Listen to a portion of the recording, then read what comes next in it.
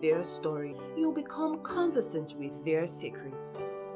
Get ready for another insightful journey on the path of greatness. This is the Untold Story series, stories that will shape the future of the next generation. Thank you for giving to the Lord. I am a life that was changed. Here and now. Okay, good afternoon, good evening, good morning, depending on what part of the globe you are listening and watching us from. It's another great Friday. Thank God it's Friday, and it's so refreshing to be in your face and to bring to you another very exciting episode of the Untold Story. The Untold Story features different interviews with guests, leaders, and workers between two great Christian organizations, FECA and the Parachute Church of Pentecost, the Anglican Communion here in Festac Town. Today we are going to be talking with someone who I consider a veteran and a foundational, who were part of the foundational laying generation of the Parachute Church of Pentecost. So today it is my parish youth story, PYCOP story. So every one of you who had anything to do with this particular house in its formative years, those of you who are presently here, let's gather together. This is going to be an amazing and exciting interview. And before I bring to your fore my guest today and introduce him properly, I want to let you know that you can be part of the conversation. You can drop your comments, ask your questions also on the two platforms that you can use to do that. We're on YouTube right now. You can go to YouTube, the Untold Story NG, and we're streaming live from there. You can drop your comments. You can also check us on Facebook and at my timeline, and you will also be able to drop your comments and talk to us directly. The number to call, if you choose to call, is 0809 888 1024. We'd like you to call, ask your questions. Again, I take the number again, 0809 888 1024. And if you're calling outside Nigeria, please remember to add 234. One caveat: your questions are subject to the discretion of the moderator. Not all questions can be answered. But I also believe that most of the guests coming always are open. Any question thrown at them, they will answer. All right, so very quickly, let me bring to fore our guest today. Is someone that we popularly call around this area. He has been chairman in a lot of organizations and chairman in a lot of committees, so I call him chairman. And he's here. I've dragged him. I've been on this journey for a while. In fact, he should have been here since 4 months ago, but you know, it's not easy to catch chairman. And today, thank God, we are here. Mr. Wale Ayuba is in the building and is our guest today. Mr. Wale, it's good to have you around. It's good to be here. Thank you so much, Papa D, and thank you for the good work that you've been doing. All right.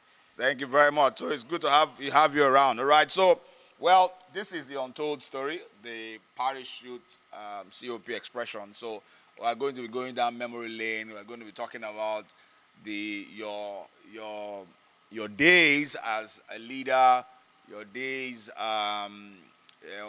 in your very physical active days, you know, and then talk about how those experiences have shaped your life, your values, and what you do today. So the first thing we'd like to know, and if you have like 2-3 minutes to talk about yourself, who is Mr. Wale Ayuba? What will you say? How will you introduce yourself? Okay. Thank you very much. That kind of question has always been a challenge. A challenge. What do I say? 2-3 minutes. All right. Great. Fine. Okay. So my name is Wale Ayuba. My middle name is Bolarinde. And I'm the firstborn of three. And yeah, I went to the University of Ibadan. I'm a computer science graduate. And presently, I will still work in IT. I've been working for like 20 years plus now as an 20 IT years. person. Yes. Are you looking forward to retirement? No, no, Because no, I have my not yet. brother who always writes aspiring pensioner.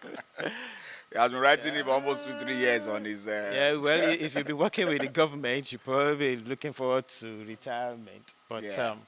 so I'm married with 3 kids. My first son is in university, just like Papa D. So we share quite some things in common. Yeah, And I don't look yes, like it. well, we'll probably find out as we go on.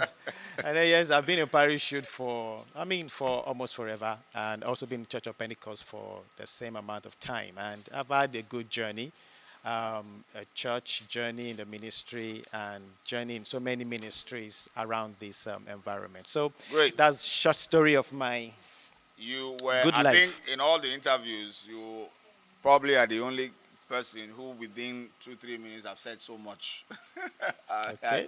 in short beats, and I think that's great. All right, so we want to usually our first interest is to know your first impression, how you got not active, your first introduction to the parachute. I know that in our days it was not called parachute; it was a youth council. council. So let's go down memory lane.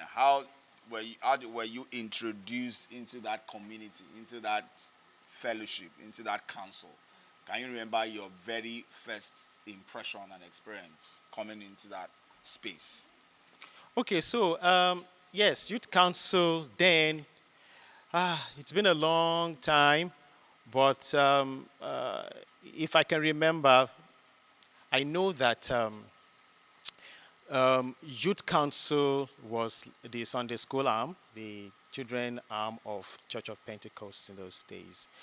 And then the church had quite a number of youth arms, fellowships, no, not fellowships, societies. Yeah. You know, it's a church then. So when I came to COP, because my parents originally were Baptist, all right? Okay. So when we moved to First Stack, we were initially going to the Baptist church, you know. But lazy me then couldn't afford taking a bus or driving to church. So I was just looking for a church nearby. One that I could walk, just take a walk to. I've always believed that my place of worship should be a walking distance. Oh, okay. All right. No, so Church of Pentecost was So just because there. of you, Gio, part of the vision of Redeemed to ensure that It's a walking it distance. is within. So COP was just there, so I got in, and so my uncle and aunt were also going to that church, and they were in the CUBN, so there was a youth arm of CUBN. So for me, I just thought, okay, the youth arm of a society would be the youth, where the youths are. So I joined Young Christian, Okay, so YCUBN. you were in the youth wing of the Christian Unity Band. Yes, youth My wing. father That was was also very committed in Christian Unity the Band, creative but band then. he just didn't get us to Tinu, what's the surname? Plumpy. Yeah, Tinu was okay. there. We were Alright. executives at some point in time later. So that was how I got into church and tried to get into some youth activities. And I discovered that there was youth council, and I think Bafem Familoni then was the first coordinator. All right, and yeah, I was kind of like interested. So it was part of the people that also kind of like introduced me to youth council. Was it a at part that of time. Christian Unity? It wasn't part of Christian Unity Band, but there was this struggle at that point in time to whether I'll make all the youth arm, because there was Y Teens, IYs, quite a number of youth societies that was just proliferated. I mean, if I get that word right, around then. And so weren't sure whether youth council also was another society or was just. I know that there used to be that debate and disputes. So some people thinking that the youth council was probably just the youth society of Victory Class. Something like that. But I knew there was more to them because even though everybody kind of meets on Sundays, Yeah. I know there were more to them, and I knew that the societies we were more into quite a number of social stuff. I Yeah. mean, not much into spirituality stuff, and that was what was lacking in the society, youth societies in the church, and then what we see in Sunday school and youth council. So, I guess that hunger, that lack, that gap, was one of the things that endeared me towards youth council. So, And for instance, someone, or let me say Reverend Familoni, well, who is now is not an archdeacon now in Bishop. Naga, Bishop. I think he's a bishop. Are you sure? Yes. Familoni. Yes. That would be fantastic. That is supernatural. His marginal flight in the Anglican Communion is so your lordship. If you're a bishop now, I didn't know. All right. So, did he specifically make a recommendation that look, come and join us in the youth council, or I mean, were you offered a position? Were you given a tax or a service? He never did. He never did, even though he was an influencer somehow, but he never actually did. So I think I kind of like found my way somehow into youth council, but I know that officially one of the um, times when, and one of the things that we tried to do then was to really indeed unify the youths in the church. So it was during my tenure as assistant coordinator that maybe the constitution or the bylaws were tweaked, or it has always been the bylaw, but I know that was when we activated that part of the law that says that the assistant youth coordinator should come not from parish youth itself, but should come from a youth arm, another youth arm in the church. Really? Another youth society in the church, yes. And so that role was exclusively left for any executive in any youth society to take up. The assistant. The assistant, yes.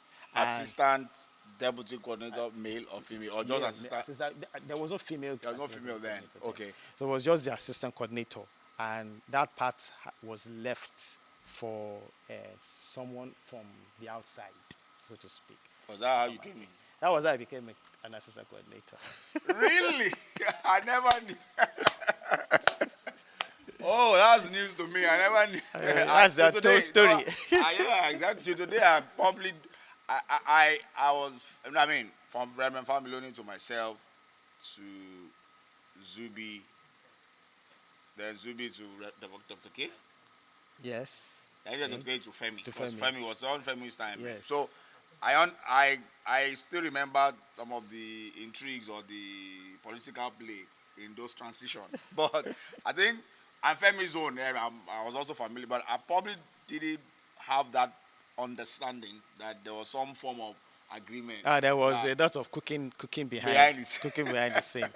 But that thing doesn't exist in the bylaw again. It does. It's still there. It's still in the bylaw. Really? Yeah, we even had to dissect the bylaw recently, and we saw it there. That the parish youth right now really is a body that encompasses all. No, I don't debate that. I'm talking about that clause that the deputy. No, I don't think there's should be. Then there's nothing like that. But that somehow kind of like. Oh, okay. So brought us in. So before, so how long did the? Okay, well, first of all, let's talk about your first experience, your first impression about the entire concept of the youth council, the people you met. Because I know that people who were in the youth societies, there was a way on both sides, there was a way we perceived those who were in the youth societies as carnal. Then there's a way they perceived the people who were in youth council as spiritual gingim so to have someone move and then settle and then rise to become a deputy coordinator male, they would have probably, it's kind of not very common. So the point is, I want to know what your transition was like in your mind. what were your first impression when you started fraternizing? Who are your first Was bodies? You know, was why was you started? was family dealing parachute then? Yes, As no, youth it was. counselor. It Okay, was. It all right. was. No, but no, Femi had always been a. He had always In and been out. a kingmaker. You know, never really wanting to be in the forefront, but in the forefront.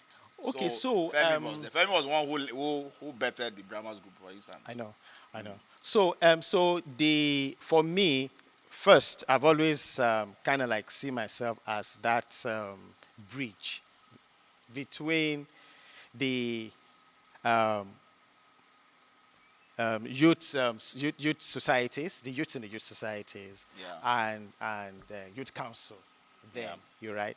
I don't know why I found myself in that middle, trying to put things together, but I guess some of the things we see today, quite a number of us that stood in that middle, that ground, to kind of like be the gap between youth on this side and youth on this side, and try to bring us all together somehow. I unconsciously somehow I know I played that kind of role, and my journey to youth council, I know it started from UI then, quite a number of my friends here in Festac were in UI, and we were all in IVCU, and even Femi Edele, Femi Edele, Yeah, Folake, I thought about it Abitoye, that the likes of Femi and Co played yeah. a major role So yeah, in so G, Kene, I remember a day long where Kene said something like, I'll be the more something like the treasurer or the something a word he used. I've forgotten what word he used, but like a prophetic word then. So people like that have always formed my desire to be in a parachute. I was a growing Christian there, never, and a very shy person, never really um, had the energy to is either that pray that long, fast that long, yeah. and more importantly, evangelize. So I shy away a lot from that. But I knew that I was going to end up in those places. And then the youth societies were just there. So what we're doing, because I could remember vividly also that one of the things that happened at YCUBN then was me introducing everybody as much as I can, even as an executive, to youth council. That included Tinuke Oshodi. When Tinuke came to church, Tinuke landed. Tinuka was in. Tinuke landed in YCUBN. It Ah, was the Jiboyes that brought Tinuke in to church when they came to First Stack, and they landed in YCUBN. All right, wow. and I dragged that to Parish Youth. Wow. And Tinuka, the famous Tinuka Oshodi. No, she's not Oshodi now. I don't know. she's not I Oshodi don't know now. what the Sunday means right now. We You hate know. the Tinuka if you are listening. And quite a number of people, like even Tino then was his own vice then too, was one of the people that said, okay, let's go see what's happening here at this other end. And then we then wanted all to be part of the Youth Week celebration. Femi, your coordinator, was also a part of the youth society. I think it was in one of Yes, the it was also a part of IY or Youth something Society. like It was in IY then. IY. So So I mean, practically transited- that tenure, it was youth society people that came and I transited from YCUBN to IY myself. What do you mean by you transited? You left YCB to YCUBN join at some point IY. there. So Why? I don't know. I can't even remember. But then, the youth societies in the church were just fizzling out little by little. Okay. And then we moved to YY. And So then just by the side, all these youth societies, which of them is still none actually. existing? None. Ah, that's strange. None. What's the problem? Because they all had parent figures. So two things happened to them. Yeah. Some went to the choir, and a good number just came into PYC. So we did our No, job. I think there's still one existing. We moved AY, everyone. AYF. AYA has never been a youth society. It was just a name, just like saying YMCA is a youth society, because they're called Young Christian Men Society. Why? Young men. They are not young now. AYF is not a youth society like that. There are old people there. All people there. It's just a name of the society. It's like saying Apostles of Peace is a youth society. Okay, it's not a youth society. It's not. Okay, so okay, is this because of the adult presence in AYF that still makes it Really, I don't know exist? the history of AYF really, but I know No, AYF but I has mean, AYF, one of the oldest oldest and yes, Anglican Anglican yeah, around. societies. Okay, so Yes, maybe so that would maybe in have some helped other them. churches they were a youth society, but they were a youth society, not.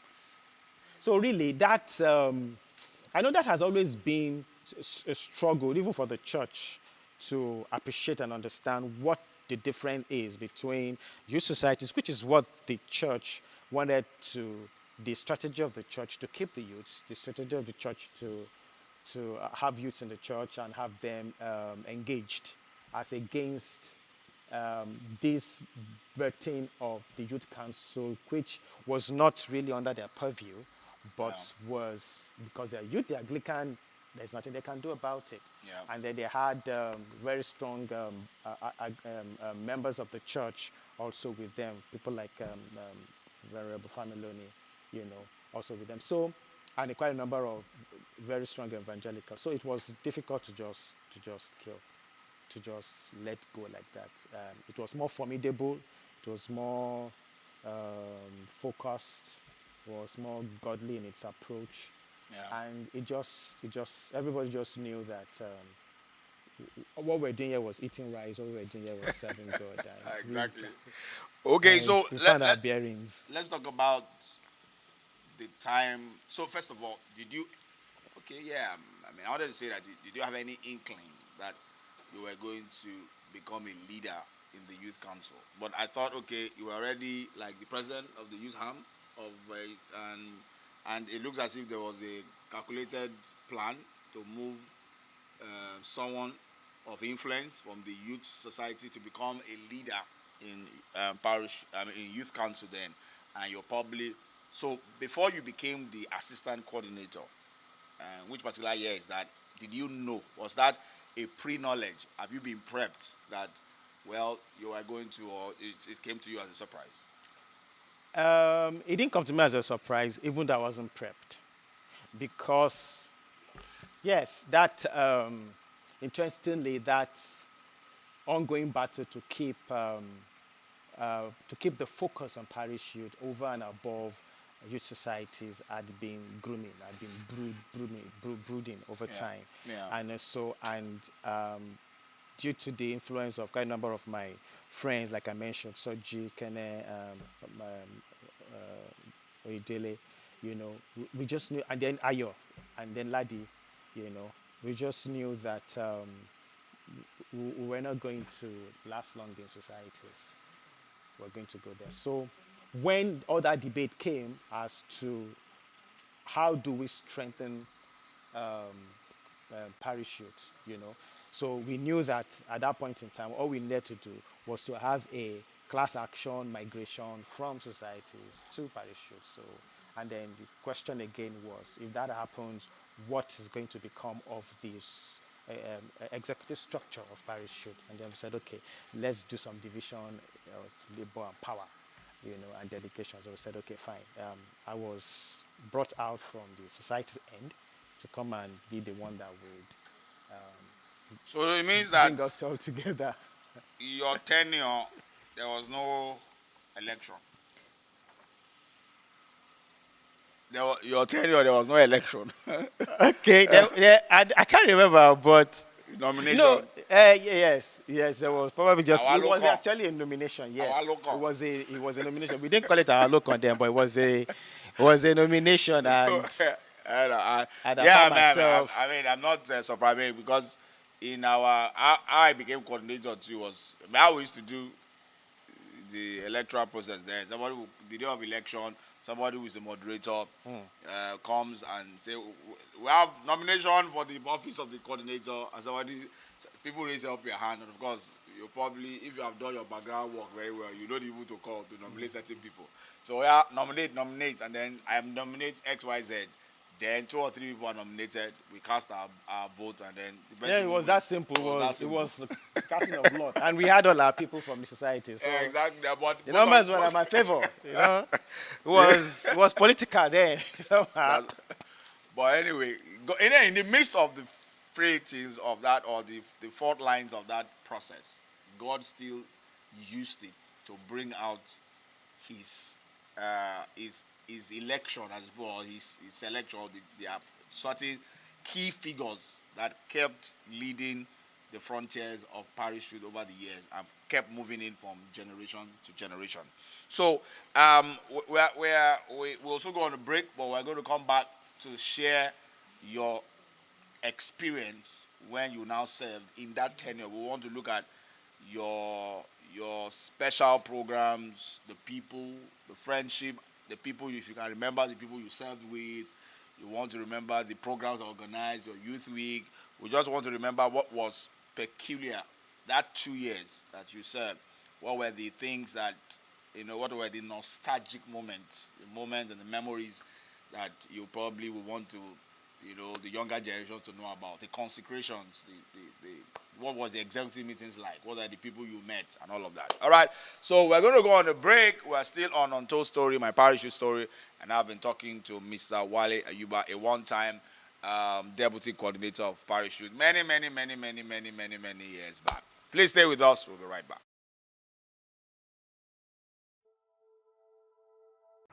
This is Digits. Digits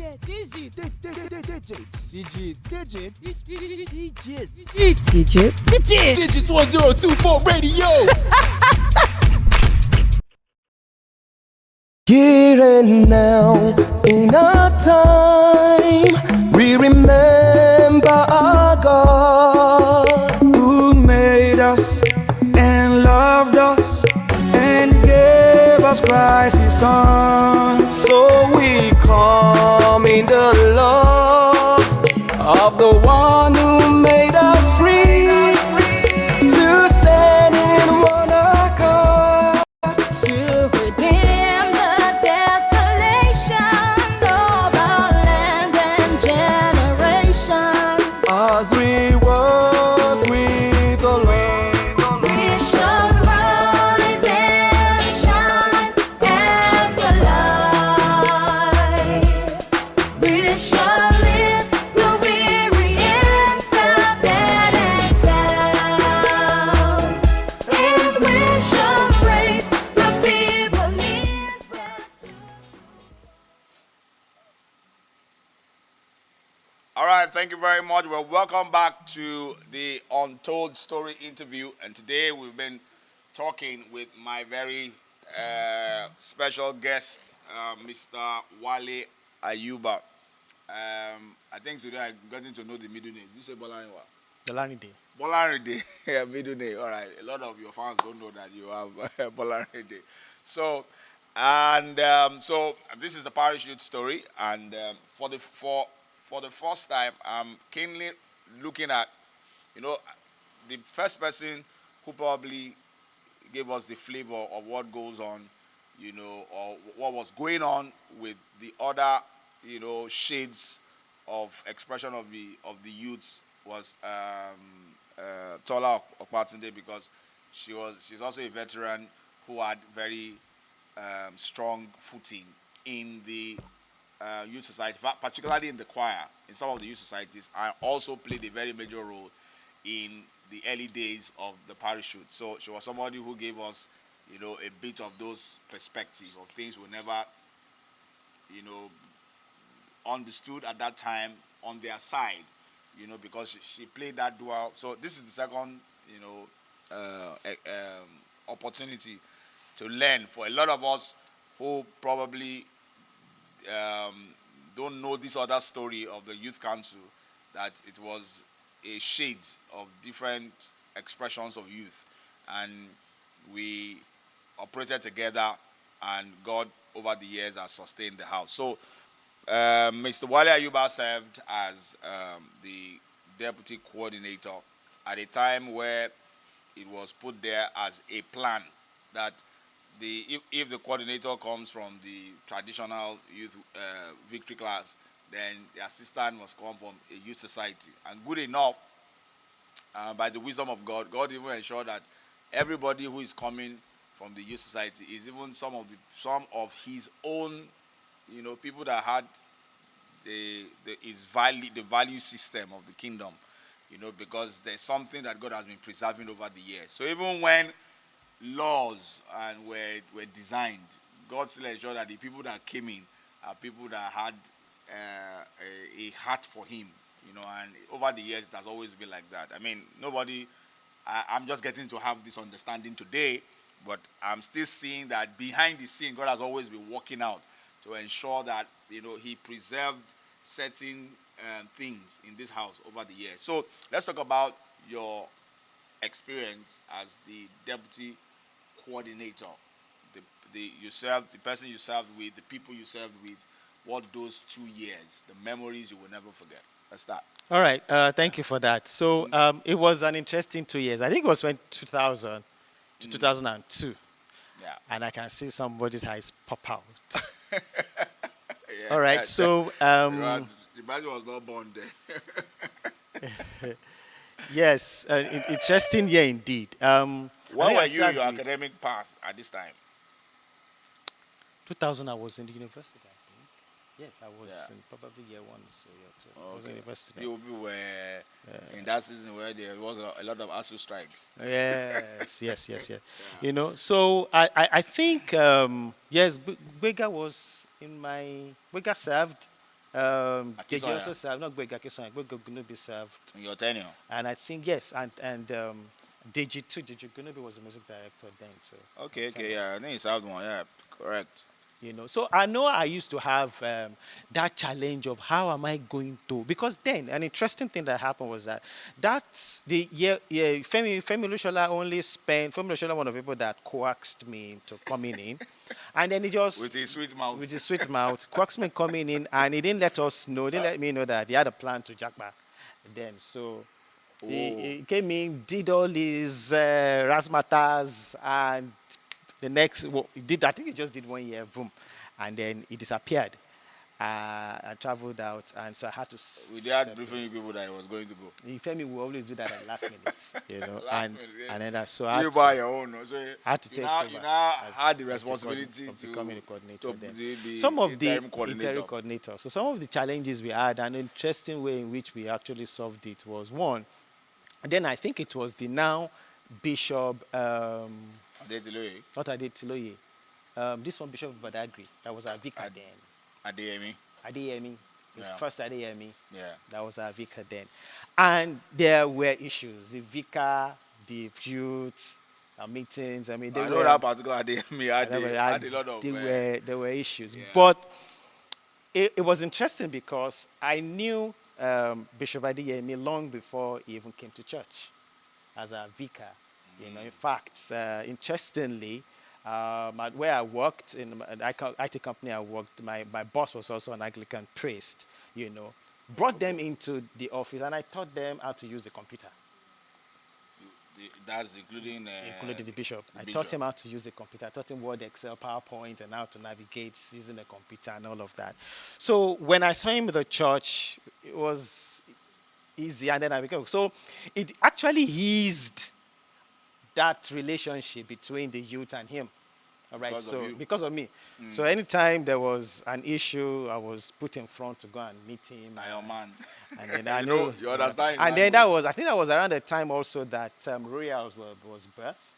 And we used to have meeting when they used to have evening song. And he would just drop in and with anger in his face, and I would just stand up in front of him and he would just say, you people. I just walk back. So that was there. Secondly, that was an interesting moment, all those frictions that we were able to quell. Yeah. A second interesting thing that happened then was that we used to always have a problem with our budgets and church approving our budget, cutting our money and everything. And I was 2000. So I think I wasn't out of school. I've started working. I think I've started working, or not in school then, So we were able to come up with, PowerPoint slides of our budget, and that was the first time we did some very heavy 6-7 paged budget using PowerPoint slide, and it was Otumba Olatunji that was the warden then. And he just looked at the colored pictures and everything. I don't even think he saw the amount, and he just signed I it. approved it. And just approved it. Can you And that was imagine? the first time we had a budget approval that wasn't even. And we had to be telling everybody that, I mean, this is one way in which we can always win the heart of the main church if we come to them professionally like that, and then we can win their hearts. So, and those are the fine moments. I wasn't sure whether it was when I was serving that we took ourselves and we went to report to one priest. Yeah, it was. So- It's funny that led that. Yeah, maybe that led that yeah, rebellious that. activity. Yeah, I remember one blue bus that he had. I can't. 6 a.m. in the morning. And he carried I all took of us we to were, go went to to the the cathedral, went to meet to the go and do what, sir? to go and report a priest. I tell them to remove the Rebellious. rebellious children. So you were in the company of those. I who was were- in that. I know Ivan bus. was there too. Ivan is always championing such kind of a Luther, church and Luther things. You know, Ben was there. And I can't remember which particular priest we went to report them. to report. I Yeah, can't but remember. it I was- hope it was it interesting. probably may be this very tall. There was a With the priest bu- that with the they bushy did hair. that they did the evangelical band did this popular track, Maggots on the pulpit. Okay, yeah, maybe. Yeah, I think so. So Now mixing years, mixing Yeah, years, but I'm man, not sure whether that period was when I was serving as deputy coordinator. I can't really tell. But those are just some of the intriguing and interesting moments of my journey in parish youth.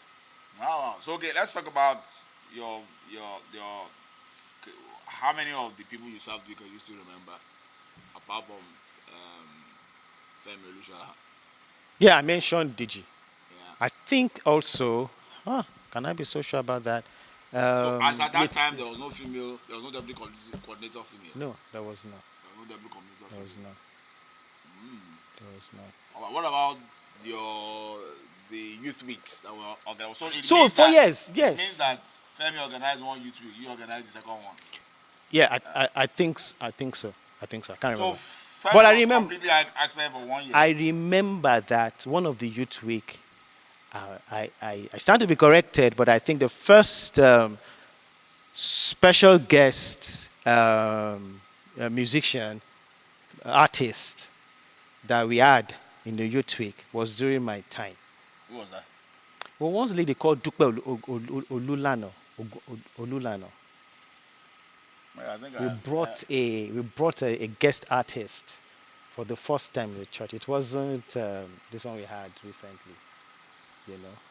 and it went seamlessly. It was an all-night thing. It was an all-night and it went seamlessly. It was beautiful. I'm trying to remember that Dupe Olulano. Oh, okay. So that's during the music night. That was during the music you, night. Do you remember any of your youth week teams? Yes, or peculiar. I can't remember. You can't remember any of your youth week teams that you did in your time. In the maybe Femi, I would have said call a friend. Maybe Femi. Abi? We don't remember himself. The film is good. So that's right. That's okay. So let's talk about as we begin to. Yes, I was working then. That's Yeah. good. Let's talk about how your executive and leadership journey and the experiences it afforded you, how they connect with your work experience in the corporate world. What you do today, can you say in any way that you can draw reference to the dealings of God, the exposures that you have in leadership in the parish youth? You know, because one of the reasons this is done is because church work is volunteer work. And most of the time, when people are called, of course, we have a more structured platform of leadership right now. But we still find people who, when within the 2 years, they don't do anything serious. They are probably just loafing around. They are probably just doing truancy in the leadership until they, because as far as they're concerned, you are not paying my school fees. nobody's paying me salary, it's volunteer work and all that. But for all the people I've been talking with, it looks like all of the dealings of God, the exposures of God, the exposure in leadership, the discipleship going on, and everything they've been exposed to, most of the things they've been exposed to, not everything, seems to be a preparatory platform, some form of continuous assessment, as Prof put it, for a greater task, even some of them in their corporate space. So a lot of people who are financial secretaries find out that in the long run they probably sat on boards as financial controllers. So God has been testing the waters while they were serving. So I usually try to ask that question: is there a connect? Can you see a connect with the exposures you had in leadership in the church with what you are doing presently? Okay, so it's even beyond that for me. It's actually the exposure of even serving in whatever capacity, whether as a leader or finding something to do. And it happened to me twice. And I saw the effect in my corporate world. And the first one was when I graduated and I was looking for a job. All right. The first thing I did was I just went to church. They had a computer. They weren't using it. I just sat down. I told the priest then that I'm a computer graduate. Let me help you do something. I just sat down with the system. And I started fiddling with trying to do things, help them to gather some information, use Excel to get some things done, try to set up a database for them. I was actually trying to do something a lot. And a priest saw me. A visiting priest came to church. Sorry, sir. Let's, hello? Oh, I hope I didn't come. I did. Okay. Please try and call back again. That was an error. And they, okay. Hello? Hello. Yeah, that sounds like Tolu. No, this is Olike Ayuba. Can you imagine? How could I have missed you? Okay. Okay, so you have a question for Mr. Wale Ayuba. Now, I wanted to remind you of something that we said we did not have the same conversation last year. Actually, we said in the same period.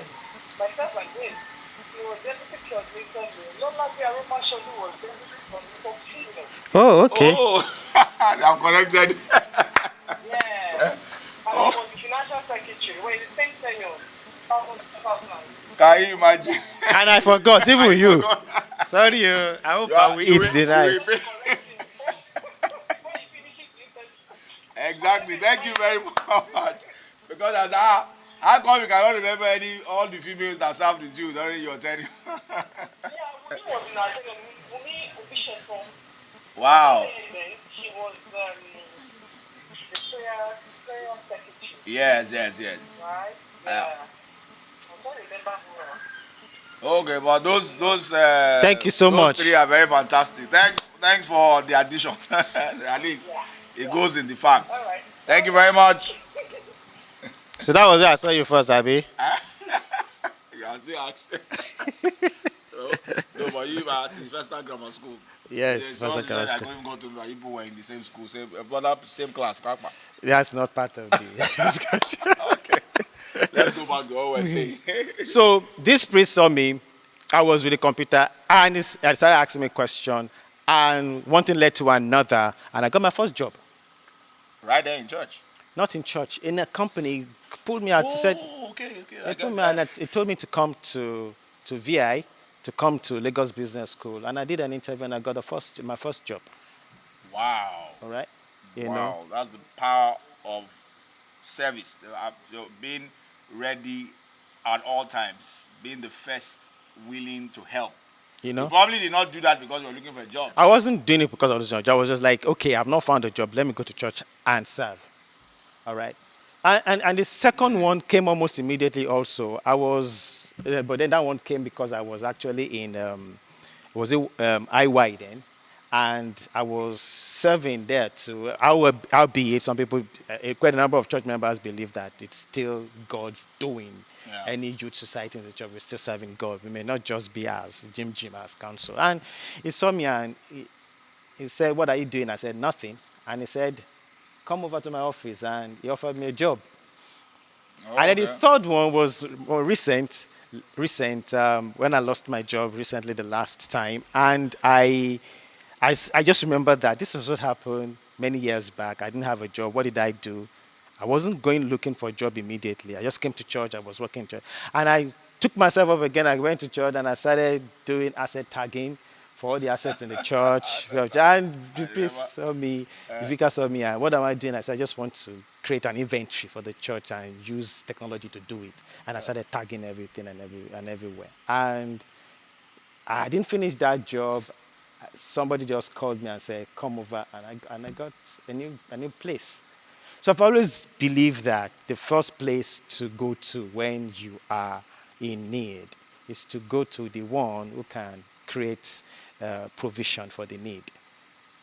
And it's just a matter of time. That's quite So that happened to profound. me 3 times now. That's quite profound. So I see in the evolving generation, people think that people who offer service committedly in church or non-profit organizations are practically just wasting their times.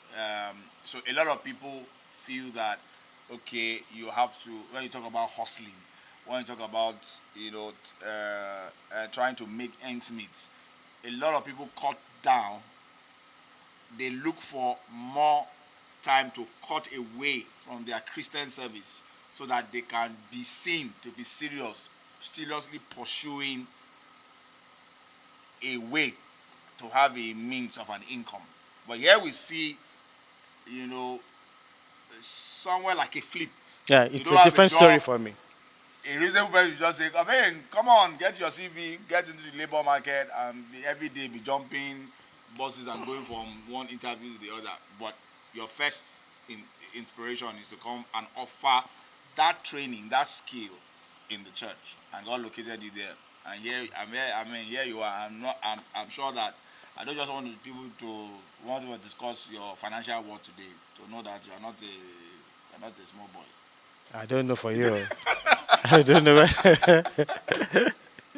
I know that. So I don't expect it, but you are not complaining. You are blessed of God.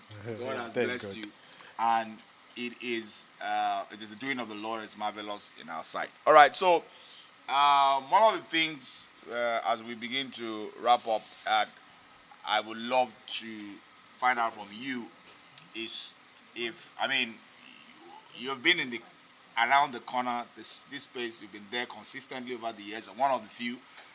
Most of our set generations are all in different space in the world, in different industry. Some of them have even become ministers of the gospel, pastors. They are not in the setting again. You have been there over the years. What's the inspiration? And what will be your advice to the present active bodies and leaders in this house today? Okay. Some of the values that we have had over time and we have built is a community of accountability that Yeah. one must do everything possible to treasure, to cherish, and to keep, and not to compromise with if anything comes your way. Because as you grow old, you probably never be able to form that kind of relationship ever again. You don't make new friends in old age like that. All Make right. new friends I in mean, old age. I can say at my age something like I still have a best friend. I wonder how many people can say that even at a younger age that they have a best friend. Someone that they can always consider as best friend. The way we used to say this person is my best friend, this person is my best friend. I think they call it bestie now. And it's just an interesting concept. So this community over time has actually created that level of spiritual accountability, financial accountability, and accountability in many areas like that. So Doing our family life, marriage. Even family marriage. So my wife was, we met, even though we went to the same secondary school, but we didn't meet there. All right. We met at church, we met in Royals, we met in Paris, we met when we were serving. Yeah. And then we continued when Royals came. And Royals then, that fellowship, was a big factor in our lives. Everyone that was in Royals then, and every relationship, almost 100% of the relationship that was birthed or trained by the doctrines and the teachings we had at Royals then, is still standing till today. All right, and the messages then, and I remember that was even when we had our first magazine in Paris shoot, then when it featured, I think it was Mrs. Chinasa's story. Yeah. Whose You story? remember? Was it Mrs. Chinasa? No. Who's Sinatra? Okay, I can't remember. Was it Mrs. Chinasa? We had this interview about a very interesting interview of the testimony of one of our elder sisters, much older sisters then. Can't remember. So, but then the first magazine was then, and so in fact also the dramas then, the way it has built us up. Tears from Heaven. Tears from Heaven was one of the I make him cry. dramas. So One of the classics of Paris. again, I'm bold to say that I'm one of the person that was there at the debut of Tears from Heaven at UI. When it's first at IVCU, then the major one at Trenchard, then the third one at COP. Yeah, so Wow. That's great. I'm a dinosaur. I don't doubt that. All right. So it's such a great time talking with Mr. Wale Ayuba. Just before we give you an opportunity to say a word of prayer for the house and incoming leaders who will watch this in the distant future. We will always give an opportunity for 2 or 3 recommendations of people that you would love to have their story captured, just like we're doing today. Who would you recommend? Somebody present, right? No, present or not present. In sense that because from next year we are going to start delving into virtual interviews. Yeah. So the person doesn't have to be physically present. It's Barfemi Edele. That's a tall order. It's a tall order, right? I like to That's know a what tall order. I like to know what makes that man tick. I will have to. I'm still praying to God. I believe that we are going to have his interview. It's just that I don't know how soon. I don't know when. But it's a tall order. But that's because he's camera shy. He doesn't want, not camera shy. He doesn't want anything that will put him on social media. So I will have to have a private interview that is not streamed live. But I have to convince him that we are not going to put it on YouTube. But it shall will happen. I trust God for it. Who else? Maybe Soji. Yeah, Adekole. definitely. Mr. Soji Achiki, that will be virtual. Yeah, any female. Have you done Ayodelaja? No, it's coming next week. Oh, okay, great. So definitely, your bestie. Yes. It's coming next week. So I hope you watch your interview so that you will be prepared. Be fully prepared next week. All right, so that's the way we're going to draw the curtains. Thank you very much, everyone behind the scene. You said a word for... Yeah, we are still going to do that. Okay. So I'm just, that's how we're going to draw the curtains today. And usually we end with a word of prayer, a word of blessing from this side to this side. And anytime, anywhere in the future, this will be online. 20 years from now, these words will still matter. These prayers will still count. And it's a blessing from the older generation to the younger generation. Mr. Wale Ayuba, you have the space. So it's a privilege to be here, and it's a privilege to be able to pass down some nuggets and grace and to the younger generation. And I just want to say to the younger generation that this effort, this time with God, it's really an interesting one. It's a blessing to serve the Lord. It's never a time, there's never a time of regret. A time of dwelling together with the Lord is always a time of profit, a time of blessing. Let us never take it for granted. Let's never believe that the struggles, hustles, and bustles of the days can never overwhelm whatever we're doing. God is, if you look back, God is always bigger, better than whatever situation you will say. And, you know, I used to say at home that after a while, you will look back and tell yourself, why did I worry? Why did I not trust God enough? Why did I feel whatever is happening to me would overwhelm me? It will never. Just keep serving the Lord, keep focusing on God.